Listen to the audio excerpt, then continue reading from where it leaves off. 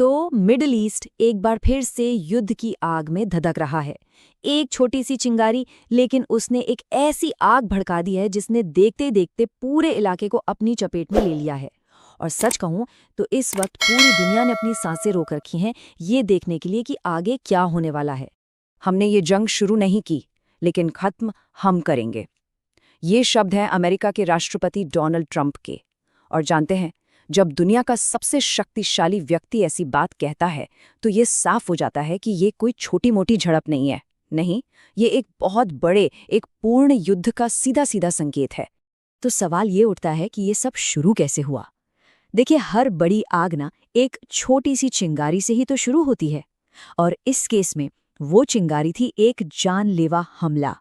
एक ऐसा हमला जिसने बदले की एक ऐसी चेन रिएक्शन शुरू कर दी है जो अब किसी के रोके नहीं रुक रही। कहानी तेजी से तब बदली जब एक खबर आई। खबर ये थी कि एक अमेरिकी इजरायली एयर स्ट्राइक में ईरान की एक बहुत ही हाई प्रोफाइल हस्ती की मौत हो गई है। बस ये एक ऐसी घटना थी जिसने पूरे मिडिल ईस्ट को हिलाकर रख दिया। ईरान ने इसे अपने ऊपर एक सीधा हमला माना और उन्होंने जवाब देने में जरा भी देर नहीं लगाई। और जो जवाब दिया वो बहुत जबरदस्त था।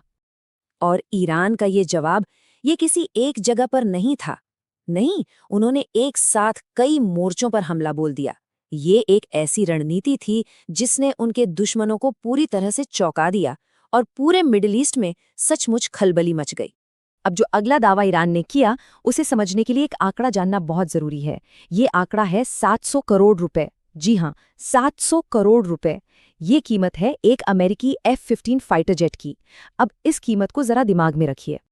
तो ईरान ने क्या दावा किया? उन्होंने कहा कि हमने कुवैत के ऊपर अमेरिका के 3 F-15 जेट्स मार गिराए। 3। अब अमेरिका ने भी माना कि हाँ, हमारे 3 जेट्स का नुकसान तो हुआ है, लेकिन उन्होंने कहा कि ये ईरान ने नहीं बल्कि कुवैत की तरफ से हुई फ्रेंडली फायर में हुआ। मतलब जब कोई अपना ही साथी गलती से हमला कर दे।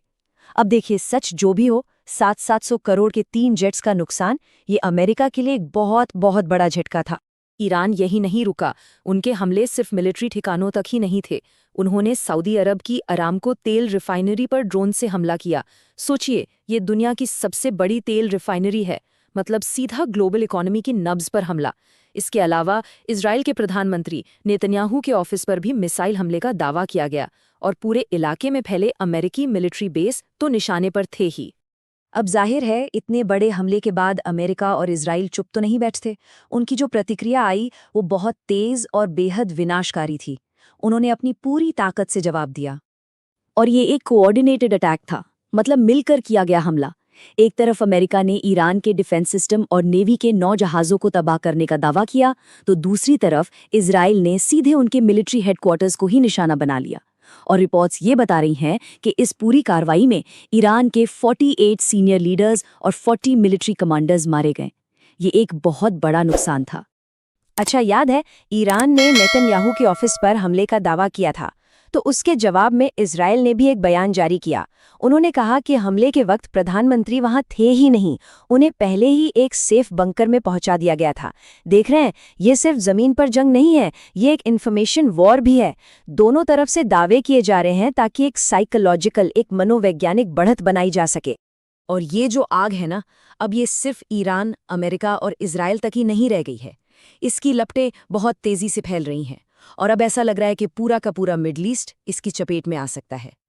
ईरान ने अपनी टारगेट लिस्ट को और भी बड़ा कर दिया है। उन्होंने उन सभी देशों पर हमले किए हैं जहां जहां अमेरिकी मिलिट्री बेस हैं। नाम सुनिए: Kuwait, Bahrain, Qatar, UAE, Saudi Arabia, Iraq, Jordan, Oman. List लंबी होती जा रही है। ये दिखाता है कि ये लड़ाई कितनी तेजी से फैल रही है। और जाहिर है, जिन देशों पर ईरान ने हमला किया वो भी तो चुप नहीं बैठे हैं। यूएई और कतर जैसे देशों ने इन हमलों की निंदा की और साफ साफ कह दिया है कि हम भी जवाब देने का पूरा अधिकार रखते हैं। अब इससे क्या हुआ? इससे माहौल और भी ज्यादा तनावपूर्ण हो गया है। अब देखिए, जब मिडिल ईस्ट में इतनी बड़ी हलचल होती है तो उसका असर सिर्फ वहीं तक नहीं रहता, इसका असर पूरी दुनिया पे पड़ रहा है, खासकर आर्थिक और कूटनीतिक तौर पर। और इसके जो परिणाम हैं वो बहुत गहरे हो सकते हैं। सबसे पहला और सबसे सीधा असर किस पर पड़ा? कच्चे तेल की कीमतों पर। जैसे ही सऊदी रिफाइनरी पर हमले की खबर आई, पूरी दुनिया के बाजार में कच्चे तेल के दाम 10% तक उछल गए। और इसका सीधा मतलब है कि पूरी दुनिया में महंगाई बढ़ने का खतरा सिर पर आ गया है। और ये जो डर का माहौल है ना, इसका असर हमें शेयर बाजारों में भी साफ देखने को मिला। जैसे भारत का सेंसेक्स ही ले लीजिए, जैसे ही जंग की खबर आई, बाजार धड़ाम से नीचे गिर गया। ये बताता है कि दुनिया भर के इन्वेस्टर्स कितने ज्यादा चिंतित हैं। और डिप्लोमैटिक लेवल पर क्या हो रहा है? ये लड़ाई दुनिया की बड़ी ताकतों को भी दो खेमों में बांट रही है। एक तरफ है अमेरिका और इजराइल, जिनके साथ जर्मनी, ब्रिटेन और फ्रांस जैसे देश खड़े हैं। तो वहीं दूसरी तरफ है ईरान, जिसे चीन और रूस का समर्थन हासिल है। मतलब दुनिया दो हिस्सों में बंटती दिख रही है। अब इस पूरे तनाव के बीच भारत का क्या स्टैंड है?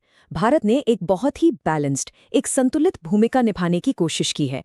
प्रधानमंत्री मोदी ने इजराइल, यूएई, सऊदी अरब, बहरीन, इन सभी देशों के नेताओं से बात की है और अपील की है कि संयम बरतें, तनाव कम करें। और साथ ही भारत की सबसे बड़ी चिंता है उस इलाके में रह रहे लगभग 90 लाख भारतीय। उनकी सुरक्षा भारत की टॉप प्रायोरिटी है। तो आखिर में एक बहुत बड़ा सवाल हमारे सामने आकर खड़ा हो जाता है। जिस तरह से दुनिया की बड़ी बड़ी शक्तियां अपने अपने पाले चुन रही हैं, जिस तरह से ये जंग फैलती जा रही है, क्या डिप्लोमेसी के लिए, बातचीत के लिए अब भी कोई रास्ता बचा है, या फिर ये एक ऐसे महायुद्ध की शुरुआत है जो पूरी दुनिया को अपनी लपेट में ले लेगा?